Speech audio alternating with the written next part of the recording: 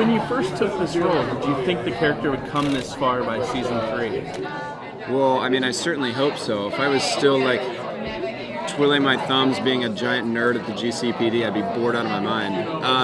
I think it's actually been quite a slow burn. He's changed drastically, I guess, but we spent a lot of time with him in his normal life, working at the GCPD. So it felt like, which we haven't done with most of the villains we've introduced. So it's felt to me like he was genuinely ready to kind of jump out of his skin.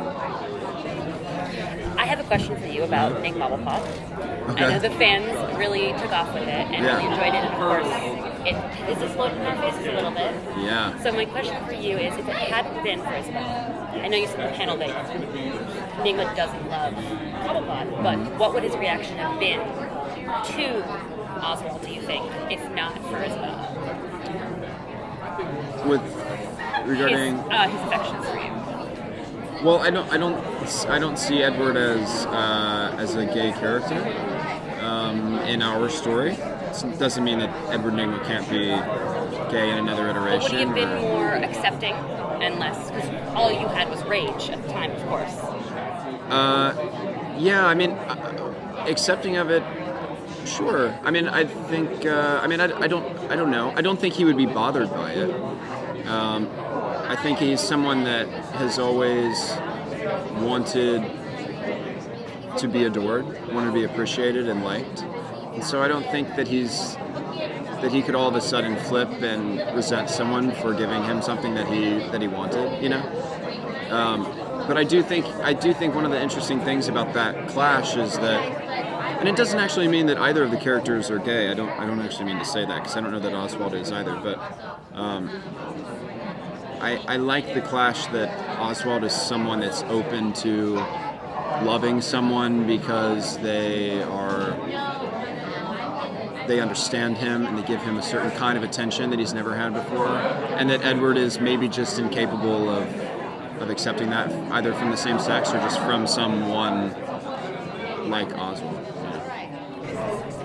We've seen Penguin kind of do everything in his power to get your forgiveness.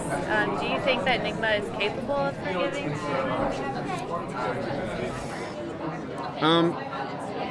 Has Oswald done everything to get his forgiveness? I mean, I think Oswald's actually been pretty, resolute about having to do that for his own, for himself. I think Oswald is incredibly selfish. And I think Edward is too, but I think Edward can see that in Oswald, and I think he resents him for that. Oswald isn't sorry that he killed her. Oswald he gets excited because all of a sudden he's willing to sacrifice his life for Edward. That has nothing to do with Isabella. There's no remorse there. That's him feeling like, oh, I've achieved a certain kind of personhood because I'm willing to sacrifice myself for someone. He's like, great, sacrifice yourself. We've seen your character do some crazy things, especially in the last episode. When can we expect him to go full villain? Well, the next episode that airs is called How the Riddler Got His Name. So very soon, April 24th. Tune in. Tune in. He will call himself the Riddler for the first time. What I can say about it is, to set it up, he's killed his best friend and he's killed the mayor, and he's killed the only person that really that was his mentor, and the only person that really could have guided him into a path of villainy. And so he has two options. He can continue on and be the mayor by proxy until there's a new mayor, and then what happens to him, I don't know.